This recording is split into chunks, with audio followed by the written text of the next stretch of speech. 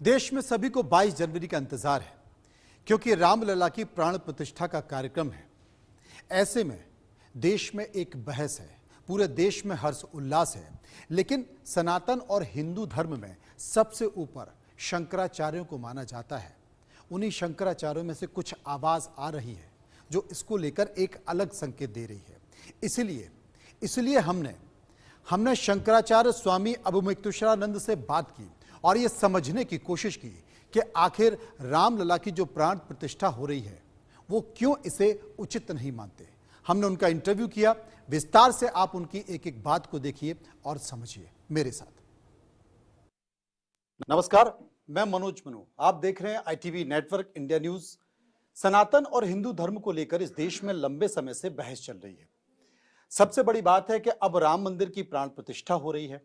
राम मंदिर की प्राण प्रतिष्ठा को लेकर अलग अलग तर्क हैं, तमाम धर्म के लोगों के, स्वामियों के, शंकराचार्य के। इस बीच एक ऐसी शख्सियत, ज्योतिष पीठ के शंकराचार्य स्वामी अवमुक्तेश्वरानंद जी महाराज इस वक्त हमारे साथ मौजूद हैं। और हिंदू धर्म में हमेशा ये कहा जा सकता है कि धर्म या सनातन को लेकर अगर कोई रास्ता दिखाता है तो वो शंकराचार्य जी ही दिखाते हैं। इस पर कोई बहस नहीं होनी चाहिए क्योंकि वो सर्वोच्च पद है हिंदू धर्म को लेकर। लेकिन कुछ ऐसे बयान हैं, कुछ ऐसी चर्चा हैं जिन्हें लेकर इस देश में चर्चा चल रही है। इस वक्त स्वामी जी हमारे साथ मौजूद हैं। स्वामी जी नमस्कार, आपका इंडिया न्यूज में स्वागत। नारायण। स्वामी जी, बहस इस बात को लेकर चल रही है कि राम मंदिर की प्राण प्रतिष्ठा हो रही है और राम मंदिर की प्राण प्रतिष्ठा को लेकर पूरे देश में हर्ष उल्लास का विषय है। लंबे समय बाद, दशकों बाद लोगों को इंतजार था कि राम मंदिर बन रहा है, लेकिन कुछ खामियां हैं, कुछ कमियां हैं जिनको लेकर आपने इंगित किया है, जिनको लेकर आपने सवाल उठाए हैं। कितने वाजिब है वो सवाल, कितने उपयोगी हैं वो सवाल, कितने उचित हैं? देखिए, बात यह है कि अपने लोगों ने ये कहावत सुनी है जी कि जोश अच्छा है लेकिन जोश में होश जरूर रहना चाहिए। तो जोश तो है, उत्साह तो है, उमंग तो है, भावनाएं समुद्र की तरह उफान मार रही हैं। सबको बड़ी प्रसन्नता है और सब में हम भी हैं, हमारे लोग भी हैं, सब हैं। लेकिन ये जो हमारा उत्साह है ये कहीं हमारे अमंगल का हेतु न बन जाए जी, इसका भी तो ध्यान हम ही को रखना है और कोई तो हमारा आकर के ध्यान रखेगा नहीं। इसलिए इस बात पर हम लोग विचार करते हैं कि जो कुछ हम कर रहे हैं उसका फल क्या होने वाला है। उपायम चिंतयेत धीमान अपायम अपि चिंतयेत।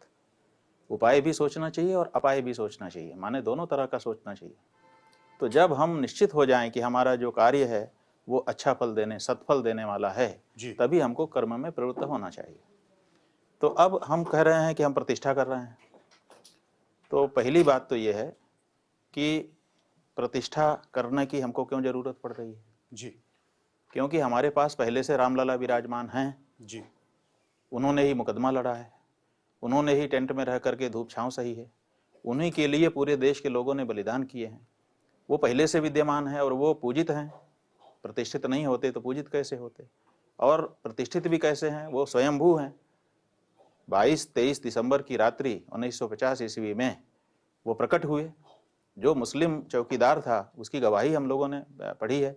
उसने कहा कि मैं रात को जाग करके पहरा दे रहा था और मैंने देखा कि जो 3 गुंबज वाला भवन है उसके बीच वाले गुंबज में अचानक बहुत तेज प्रकाश हुआ और फिर मैं दौड़ करके वहाँ गया कि क्या बात है, ये कौन आ गया, लेकिन वहाँ कोई नहीं था। और फिर मैंने देखा, मेरी आंखें चौंधियाने लगीं और फिर जब थोड़ा मेरी आंखों में बल आया तो मैंने देखा कि वहाँ पर रामलला विराजमान है, वो प्रकट हो गए। तो ये तो प्रकट हुई स्वयंभू मूर्ति है, इसमें कौन प्रतिष्ठा करेगा। और तब से इसी मूर्ति के लिए लोगों का प्रयास भी रहा है, इन्हीं का दर्शन पूजन लोग करते रहे हैं। इन्होंने ही मुकदमा लड़ करके मुकदमा जीता और इन्हीं के लिए मंदिर बनाने का आदेश भी हुआ है। तो जब इनके लिए मंदिर बन रहा है तो इनकी प्रतिष्ठा की जरूरत क्या है, ये तो पहले से प्रतिष्ठित है। इनको तो स्थान पर विराजमान करके पूजा चालू रखने की, अनवरत करने की आवश्यकता है। तो ऐसी परिस्थिति में एक तो ये बात है जी। दूसरी ये बात है कि हमारे यहाँ जो प्रतिष्ठा की विधि है वो प्रतिष्ठा की विधि मंदिर में होती है। एक बात बहुत साफ समझ लेने की जरूरत है और इसको ठीक से इस पर विमर्श करके लोगों के ध्यान में ले आने की आवश्यकता है जी।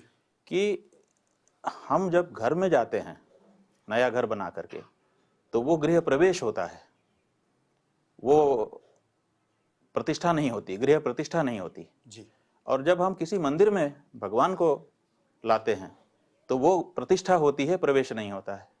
इसका मतलब क्या है कि गृह प्रवेश और मंदिर में प्रतिष्ठा दोनों अलग वस्तु है। अब हमारे विद्वान लोग, हमने जैसा कि पढ़ा, वो कह रहे हैं कि साहब जैसे एक तल्ला बन जाता है तो एक तल्ले में हम प्रवेश कर लेते हैं, बाद में दूसरा तल्ला बनता है, वैसे ही हम यहाँ कर रहे हैं। ये हमारे घर जैसा नहीं है, ये भगवान का घर नहीं है मंदिर। बहुत समझने की जरूरत है। ऐसा अर्थ लगाया जा रहा है जैसे मंदिर भगवान का घर है, ऐसा नहीं है जी। मंदिर भगवान का शरीर है और जो मूर्ति है वो उनका जीवात्मा है। आप इसीलिए विकलांग और सकलांग की बात कर रहे हैं, तो ये विकलांग और सकलांग का जिक्र कैसे है? ये जिक्र इसीलिए है क्योंकि मंदिर जो है वो भगवान का शरीर है जी। हमारे शास्त्रों के अनुसार, और शरीर जब तक पूरा निर्मित नहीं हुआ है तब तक उसमें अगर हम जीवात्मा का प्रवेश करा देंगे, माने प्राण ला देंगे, तो वो तो विकलांग ही रह जाएगा। तो आपका तो तात्पर्य इसीलिए बड़ा अनर्थ हो जाएगा। हाँ, बहुत बड़ा अनर्थ होगा। और शास्त्रों में ये बताया गया है कि अगर ऐसा किया गया तो एक तो पहली बात ये होगी कि दैवी शक्ति वहां पर आएगी नहीं, आसुरी शक्ति उस जगह पे विराजमान हो जाएगी। क्योंकि तमाम दूसरी बात जी कि जो लोग ऐसा करेंगे उनका अनिष्ट होगा। तो ये जो बात है ये क्या सामान्य है? ये क्या इस पर विचार हमको नहीं करना है? समस्त हिंदू धर्म के आचार्य होने के नाते कल को उनको कोई अनिष्ट ना हो, उनका कोई कुफल ना हो, इसका विचार कौन करेगा? ये को हमको करना पड़ेगा ना, जो घर का अभिभावक होता है। बच्चे बहुत उत्साह में हैं, ठीक है, लेकिन हमको तो सब देख करके चलना है कि भविष्य में इनको कोई दिक्कत ना हो। तो ऐसी स्थिति में एक अभिभावक के रूप में, सनातन धर्म का आचार्य होने के नाते, अपने धर्मानुयायियों के अभिभावक होने के नाते हमने ये विचार किया और हमने पाया कि इसका कुफल हो सकता है, तो हमने ये बात उठाई।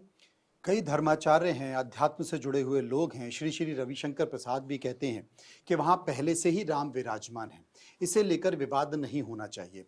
तो जब राम विराजमान है तो विवाद क्यों है? राम विराजमान है तो फिर विवाद इसलिए है क्योंकि आप कहते हो प्रतिष्ठा करेंगे।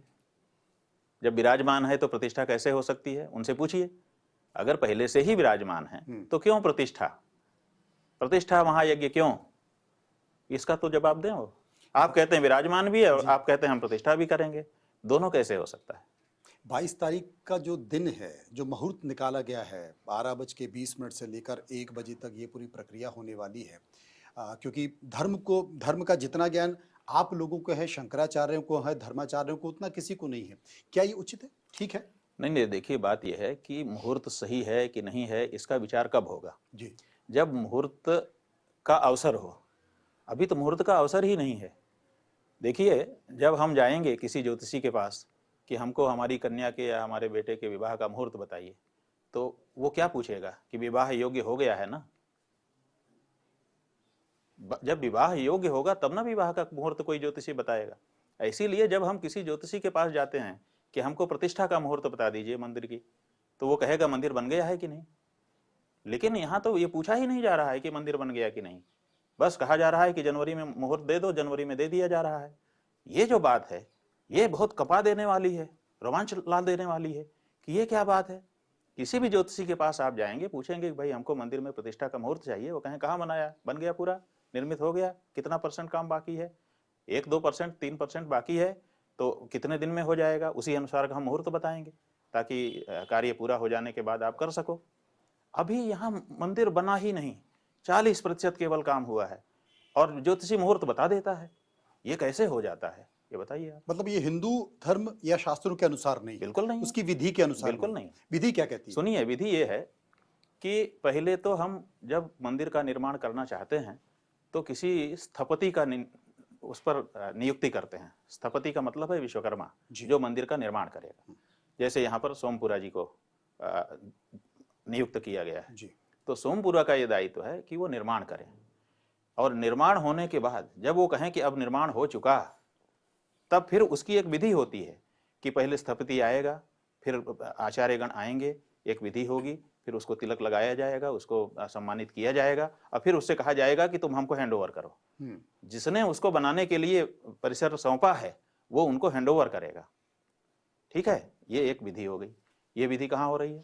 क्योंकि सोमपुरा तो अभी हैंड ओवर कर ही नहीं सकता, अभी तो उसको निर्माण कार्य बाकी है, करना है। दूसरे, जब मंदिर पूरा हो गया होगा तब उसमें प्रतिष्ठा हो सकती है, क्योंकि मंदिर की प्रतिष्ठा होनी है, मूर्ति की प्रतिष्ठा नहीं है, मंदिर की प्रतिष्ठा है। तो मंदिर जब बना ही नहीं तो प्रतिष्ठा कैसे कर दी जाएगी? और तीसरे, ये तो शास्त्र की बात हो गई।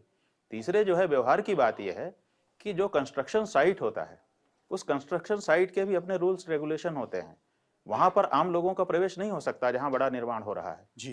तो आप इतने बड़े निर्माण में आप पब्लिक को एंट्री कर दे रहे हो। अब पब्लिक के ऊपर अगर कोई खतरा हो गया, कौन जिम्मेदारी लेगा बताइए? ये स्थपति की जिम्मेदारी है। तो स्थपति ने कैसे हैंडओवर कर दिया? अच्छा, फिर खर्चे भी बढ़ते हैं। एक बार जब उसका काम फ्लो में चल रहा है, सब मशीनें जहां की तहां है, जब आप कहेंगे कि हमको आयोजन करना है तो सब हटानी पड़ेंगी, बढ़ानी पड़ेंगी, ये करना पड़ेगा, वो करना पड़ेगा, तो उसको व्यवधान आएगा। तो हटाने का फिर पुनः जब आप कह देंगे कि अब हमारा काम हो गया, फिर से निर्माण शुरू करो, तो फिर वो सब लाना, तो कितना बड़ा खर्चा बढ़ गया। तो ये खर्चा बढ़ाना, और दूसरे कंस्ट्रक्शन साइट के जो रूल रेगुलेशन होते हैं, वहां पर हर व्यक्ति को प्रवेश नहीं दिया जा सकता है। वो अब कैसे दिया जाएगा? और अगर दिया जाएगा, क्या प्रतिष्ठा के बाद फिर से वहां पर दर्शन बंद कर दिया जाएगा?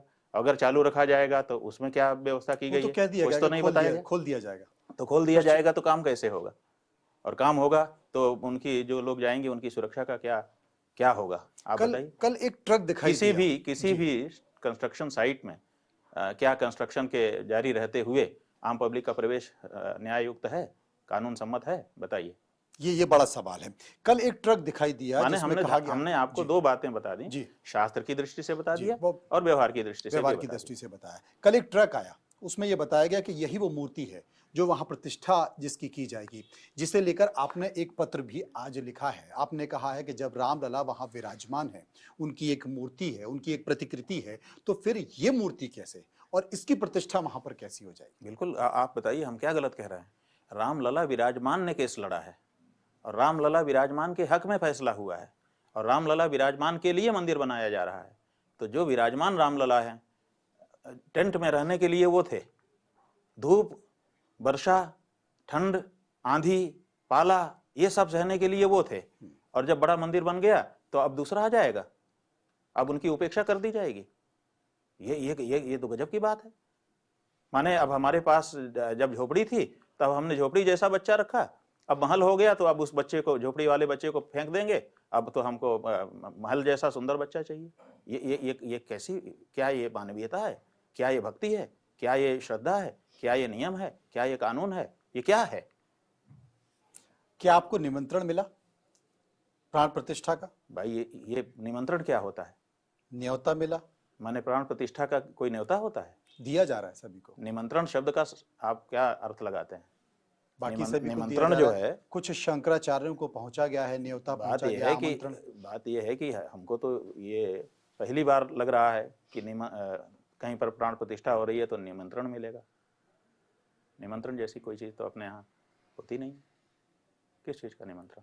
अगर आपको वहां आमंत्रित किया जाएगा तो क्या आप जाएंगे? बात यह है कि किस लिए आमंत्रित किया जाएगा। हम अगर कोई आमंत्रित करने हमसे आएगा तो हम पूछेंगे कि भैया क्या प्रयोजन है, हम अपना समय किस लिए निकालें। अगर वहाँ कोई प्रयोजन हो तो जरूर जाना चाहिए, अच्छा सत्प्रयोजन होना चाहिए। तो वो तो क्या प्रयोजन? प्राण प्रतिष्ठा। भाई प्राण प्रतिष्ठा मंदिर बने बिना कैसे हो सकती है? आप लोग तो रट रहे हो प्राण प्रतिष्ठा, प्राण प्रतिष्ठा, प्राण प्रतिष्ठा, और हमारे शास्त्रों की अवहेलना हो रही है, हमारी अलग पीड़ा हो रही है। आपका तो खेल हो रहा है और मुर्गे की जान जा रही है। क्या खेल हो रहा है? क्या आपको लगता है? आपको तो आनंद आ रहा है कि बड़ा उत्सव हो रहा है, बाजे बज रहे हैं, बड़े बड़े सेलिब्रिटी आ रहे हैं, बहुत सारे दृश्य उपस्थित हो गए जिनको हम फिल्मा सकेंगे, जिनको विजुअल को हम दिखा सकेंगे, आपके लिए उत्सव है। लेकिन हमारे शास्त्रों का क्या होगा? हम शास्त्र जीवी हैं, हम शास्त्र की आंखों से देखते हैं, अपनी आंखों से हम सब कुछ नहीं देख सकते। तो शास्त्र की तो बात ही नहीं हो रही है। स्वामी जी, अगर आपको लग अगर शास्त्र नहीं रहेंगे हम हिंदुओं के पास तो हम काहे के हिंदू? हिंदू का मतलब क्या होता है? हिंदू का मतलब हीनम दूषयति हिनस्ति दूषणानि इति हिंदू। तो हम जो गलत है उसको दूर कर देते हैं, इसी का नाम हमारा, इसीलिए हमारा नाम हिंदू है कि हम गलती को बर्दाश्त नहीं करते। और हमारी क्या परिभाषा है? स्वामी जी, क्या आपको लग रहा है कि अगर ये वाकई हिंदू धर्म के अनुसार या शास्त्रों के अनुसार गलत हो रहा है तो इसे लेकर कोई बड़ा आयोजन किया जाना चाहिए, कोई संत समागम करना चाहिए, कोई ऐसी धर्म सभा का आयोजन किया जाना चाहिए और वहीं अयोध्या में की जाना चाहिए? देखिए, बात यह है कि आप टैक्टिस की बात कर रहे हैं, ऐसा बहुत से लोग दूसरे भी कह सकते हैं। मतलब यह है कि जितना बड़ा उनका आयोजन हो रहा है उतना बड़ा आयोजन करो। अब हाँ, देश भर से सभी संत हम पहुंचे। कहाँ से उतना पैसा लाएंगे आप बताइए। हमारे पास तो 84,000 करोड़ नहीं आ गया है चंदा। हमारे पास तो सरकार मशीनरी नहीं है, हम कहाँ से कर देंगे उतना बड़ा आयोजन बताइए। कैसे बुला देंगे संतों को? संत आएंगे, उनको भाड़ा कौन देगा? उनको मंच कौन देगा? माइक कौन देगा? तो ये नहीं, हम तो जो बात है उसको हमने बोल दिया और हमारी बात पहुंच रही है, सब जगह जा रही है। अब उसके बाद भी वहां से जवाब आना चाहिए, जवाब तो कोई नहीं आ रहा है। कोई जवाब नहीं आया आपसे, किसी ने क्या संपर्क नहीं जवाब आ किया? रहा है? गालियां आ रही हैं, ये तो ऐसा है, ये तो ऐसा है, ये तो ऐसा है। बड़ा सब, क्योंकि सोशल मीडिया पे मैं देख रहा था जवाब कि आना जब से चाहिए ना। आपने ये सवाल उठाया है, हिंदू शास्त्र विधि के अनुसार आपने ये सवाल उठाया है, तब से मैं देख रहा हूं कि ये कहा जा रहा है कि आप तो एवीपी के कार्यकर्ता थे, आप तो चुनाव लड़ चुके हैं, ये भी कहा जा रहा है कि आप ब्राह्मण नहीं हैं। अचानक से ये स्वर निकल कर आ गए, इससे पहले कांग्रेसी हैं, ये क्या है? ये भी तो बोल दो जी बहुत सारे आरोप लगाए जा रहे हैं। जी। सवाल ये है कि आप दुनिया भर के आरोप लगाओ, लेकिन हमारे प्रश्न का जवाब तो दो। वो क्यों नहीं दे रहे हो? जो बात हमने उठाई है उसका उत्तर क्यों नहीं दिया जा रहा है? उसका उत्तर दिया जाना चाहिए। और जो जो आरोप लगाए गए, अगर वो सब सच हों, तब भी हमारी जो बात है उसका जवाब तो दिया जाना चाहिए। लेकिन जवाब आ नहीं रहा। जवाब नहीं आ रहा। एक बड़ी आबादी है, जो बड़ी आबादी खुश इस बात को लेकर है कि महाकाल लोक धाम बन रहा है, ये जो काशी बनारस का उन्नयन हो रहा है, तमाम देश के जो चाहे वैष्णो देवी हो, सलकनपुर हो, तमाम जितने भी धार्मिक स्थल हैं वो उनकी भव्यता बढ़ रही है, उनको बड़ा किया जा रहा है। देश के लोग खुश हैं, देश के लोग ये मानते हैं कि साहब देश के प्रधानमंत्री नरेंद्र मोदी या बीजेपी एक हिंदू धर्म को लेकर, आस्था के केंद्रों को लेकर बड़ा कर रही है, और इसको लोग मान भी रहे हैं। तो इससे पहले देखिए, शायद नहीं बात यह है कि चमाचम कोई चीज देख करके बच्चे जो है प्रसन्न हो जाते हैं जी। लेकिन जो बड़ा होता है वो सोचता है कि अच्छा इतना चमाचम हो गया, अब यहाँ पे रोज झाड़ू लगाना पड़ेगा, रोज पोछा लगाना पड़ेगा, कॉलिन ला करके उसको छिड़क करके उससे सफाई करनी पड़ेगी, कितना खर्चा रोज आएगा, महीने में कितना हो जाएगा, हम कर पाएंगे कि नहीं कर पाएंगे, भविष्य में मेंटेनेंस क्या क्या क्या होगा। नहीं समझे आप? जो बच्चे हैं वो तो चमाचम चीज को देख के बहुत खुश हो जाते हैं। तो ऐसे ही जो हमारी आम जनता है जिसको इस तरह का विचार नहीं है वो तो खुश हो रही है, लेकिन जो जिम्मेदार लोग हैं वो बड़े पशोपेश में हैं कि हमारे इन धर्मस्थलों में इतना पैसा लगा करके और चमाचम कर दिया जा रहा है, अब इनका मेंटेनेंस कैसे होगा? एक बात। और दूसरे, ये जो पैसा लगाया गया हमारे धर्मस्थानों में, क्या ये सदा सदा के लिए दान कर दिया गया कि ये वापस लिया जाएगा? वापस लिया जाएगा तो हम कहाँ से देंगे? मंदिर कैसे दे पाएगा? ये बड़ा प्रश्न है ना। देखिए, किसी व्यक्ति के दान से ये कॉरिडोर नहीं बन रहे हैं। ये अयोध्या का मामला अलग है, यहाँ पर ट्रस्ट को दान मिला है, लेकिन काशी में कॉरिडोर बना है, सरकारी पैसे से बना है। और आप जान लीजिए, सरकार ने दान नहीं किया है।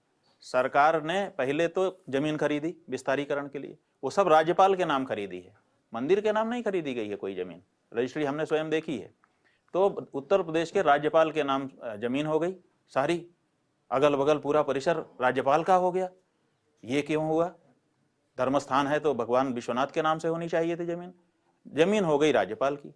अब राज्यपाल आज ये है, कल को कौन रहेगा, परसों को कौन रहेगा, नरसों को कौन रहेगा, और जो रहेगा वो उस जमीन के साथ, उस जगह के साथ क्या व्यवहार करेगा, इसकी कौन गारंटी है? पहली बात। दूसरी बात, वहां पर मेंटेनेंस बहुत बढ़ गया। अब वो मेंटेनेंस कहाँ से आएगा? तो अब दर्शनार्थियों से टिकट लगाया जाने लगा, वीआईपी दर्शन, पर्ची कटाइए 1500, 1000, ये हो गया। अब ये जो हमारे धर्म स्थानों में ये जो कारपोरेट कल्चर आ गया कि साफ सफाई रहेगी, बहुत बढ़िया व्यवस्था रहेगी और आपको इतना पे करना पड़ेगा, तो अब वहाँ तो जिसके पास पैसा होगा वही जा पाएगा ना। तो जो आम लोग होते थे, जो बड़ी श्रद्धा से चले जाते थे वहाँ पर, अब उनका प्रवेश तो बंद हो गया। सरकार उनकी चिंता धर्मशालाएं रहती थी, है। हमारे तीर्थ यात्रों में धर्मशालाएं होती थी, 1 रुपया भी किसी के पास ना हो उसको भी जगह मिलती थी। किसी के पास खाने को नहीं था, भंडारे चलते थे संतों के मठ में। अब वो सब खत्म हो रहा है। अब तो इतने 1000 रुपए का कमरा लो, इतना रेस्टोरेंट में जाके इतने 1000 रुपए का बिल खाओ, तब जा करके दर्शन करो, वीआईपी दर्शन करो। तो ये जो हमारे धर्म स्थानों में कल्चर आ रहा है, ये कारपोरेट कल्चर, क्या ये हमारे धर्म को बढ़ावा देगा? कितने लोग हैं जो पेमेंट कर सकते हैं? बहुत थोड़े लोग हैं। आम लोगों का क्या होगा उसके बारे में सोच उसके बारे में कोई सोच नहीं स्वामी है। जी बहुत सारे अभी तो उन सबको अच्छा लग जी। रहा है, लेकिन आगे देखिएगा सब गाली देंगे। आपके बयानों पे मैं कई सारे सवाल सुन रहा था, उनमें से एक व्यक्ति ये पूछ रहा था कि आप ऐसा लग रहा है कि नरेंद्र मोदी के खिलाफ बयान दे रहे हैं, आप बीजेपी के खिलाफ बयान दे रहे हैं। अगर वाकई ऐसा है तो राजनीतिक पार्टी बना लीजिए, हिंदुओं की राजनीतिक पार्टी बना लीजिए। देखिए बात यह है कि अगर हमको राजनीति में जाना होता तो आपने स्वयं अभी आरोप लगाते समय कहा कि आपने चुनाव लड़ा है, ठीक है? तो हमने विद्यार्थी अवस्था में ही चुनाव लड़ लिया है और जीते भी हैं और अपना कार्यकाल पूरा किया है और बड़ा सम्मान है हमारा। जहां हम जीते थे हमारी कोई बदनामी नहीं है, आज भी लोग याद करते हैं हमारे कार्यकाल को। तो अगर हमको राजनीति में जाना होता तो हमको कोई बाधा थोड़ी थी, हमारा तो रास्ता प्रशस्त था। हम तो यूनिवर्सिटी के छात्र संघ के अध्यक्ष हो ही चुके थे, उसके आगे बढ़ जाते। तो हमारी अगर राजनीति में ऐसी कोई रुचि होती तो हम वो क्षेत्र चुन लेते। हमने धर्म का क्षेत्र चुना, हमने अपना समर्पण इसमें किया। इससे आपको नहीं अनुमान होता है कि ये इस व्यक्ति का राजनीति में वो लगाव नहीं है? इसमें हम क्यों राजनीति वाले के सामने खड़े होकर के बोल रहे हैं? क्योंकि सवाल सुनो, उठाकर जी इसलिए बोल रहे हैं कि राजनीति हमारे धर्म में हस्तक्षेप कर रही है, हमारे धर्म के स्वरूप को विकृत कर रही है, हमारा एरिया जो है उस एरिया को टच कर रही है। तो हमको जब हमारे हाथ को टच कर दोगे तो हमको हाथ झटकना पड़ेगा ना। आप हमारे मंदिरों में आ रहे हो, आप हमारे मठों में आ रहे हो, तब हमको बोलना पड़ता है। ये हमारा क्षेत्र है, धर्म का क्षेत्र है। हमने बताइए विदेश नीति में कब कौन सा वक्तव्य दिया? हमने अर्थव्यवस्था पर कौन सा वक्तव्य दिया? आपके बजट पर कब हमने प्रतिक्रिया दी? कोई तो निकाल के दिखाओ ना इंटरनेट से, आप लोग के पास तो सब आर्काइव में रहता है। हमने अगर किसी और मुद्दे पर कभी कोई वक्तव्य इनका दे दिया हो, जहां हमारे धर्म की बात होती है वहां बोलते हैं। ये बड़ा सवाल आपने उठाया कि राजनीति धर्म पर अतिक्रमण कर रही है और राजनेताओं का कहना है कि साहब धर्म राजनीति पर अतिक्रमण कर रहा है। क्या वाकई ये बहस का विषय है? इसको स्पष्ट होनी चाहिए, इसकी परिभाषा बिल्कुल बहस का विषय है, क्योंकि बहुत से लोग अपने आप को धार्मिक घोषित करते हुए भी राजनीति में बने हुए हैं जी, प्रवेश कर गए हैं। और बहुत से लोग जो राजनीति के अपने को मानते हैं वो धर्म में आकर के खड़े हुए हैं। तो ये तो हो रहा है। और हमारा पीएम और सीएम नहीं हो सकता। हमारा ये कहना है कि राजनीति का अलग क्षेत्र है, उसके कार्य करने की शैली अलग है। देखिए लक्ष्य दोनों का एक है। राजनीति भी चाहती है लोक कल्याण, धर्म भी चाहता है लोक कल्याण। राजनीति में अंतर क्या है कि वो केवल लोक का सोचती है, परलोक नहीं सोचती। और धर्म जो है लोक परलोक दोनों सोचता है। ठीक है, आपका जो हमारा जो धर्मशास्त्र है वो लोक परलोक दोनों के लिए है। जो भारत का संविधान है वो केवल लोक के लिए है, परलोक के बारे में उन्होंने कह दिया आप अपना जानो, हम नहीं जानते। ठीक है। दूसरे, राजनीतिक दल भारत देश में पंजीकृत होते हैं चुनाव आयोग में, और वो पहले ही कहते हैं कि पहले शपथ पत्र लिखिए कि आप धर्मनिरपेक्ष होंगे। तो बिना धर्मनिरपेक्षता की शपथ के कोई राजनीतिक दल पंजीकृत ही नहीं होता, चाहे वो भाजपा हो, चाहे कांग्रेस हो, चाहे सपा बसपा का जो भी हो, सब धर्मनिरपेक्षता की शपथ देकर के आए हुए लोग हैं।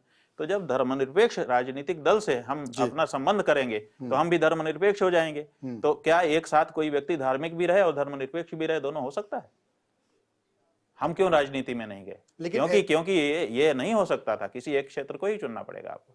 लेकिन ऐसे लोगों के लिए क्या संकेत देंगे? क्योंकि आपका जैसे सोशल मीडिया है, सोशल मीडिया पर आपका एक वीडियो वायरल हो रहा है जिसमें आप दरगाह पर पहुंचे हुए हैं, वहां पर चादर चढ़ा रहे हैं। क्या वाकई सही है या ऐसे लोग आपको चिन्हित कर रहे हैं जो आपके बयानों से नाराज है? देखिए बात यह है कि सोशल मीडिया है, कोई जवाब नहीं होता है तो कुछ भी चलाते हैं। हम तो कभी किसी दरगाह पर आज तक गए नहीं, और अजमेर की शरीफ की बात कर रहे हैं, हमको भी लोगों ने बताया, अजमेर ही नहीं गए अभी हम, तो अजमेर शरीफ क्या जाएंगे? और देश की किसी भी दरगाह पे जाने का कभी हमको अवसर नहीं आया। वो जो जगह है वो यहीं दिल्ली की है। यहाँ पर एक अरविंद स्वामी हैं, नागर ब्राह्मण हैं, वो कोई रामदेव पीर नाम के संत हैं, उनके प्रति श्रद्धा रखते हैं। तो उन्होंने एक आश्रम बना रखा है, बड़ी सेवा लोगों की करते हैं। तो वहाँ पर उन्होंने बुलाया था, हम भी गए थे, पुरी के शंकराचार्य जी महाराज भी गए थे, और बड़े बड़े सबके चित्र और वीडियो हैं उनके पास, उन्होंने सब सोशल मीडिया पर डाल भी दिया है। तो वो वही स्थान है। तो हमसे कहा गया कि ये एक संत का प्रतीक है, तो हमने वहाँ पर फूल चढ़ाए थे, संत को वंदन किया था। कोई किसी दरगाह पे हम कभी नहीं। एक अंतिम सवाल, क्या आपकी बाकी के जितने भी परम पूजनीय शंकराचार्य जी हैं उनसे सबसे बात हो चुकी है?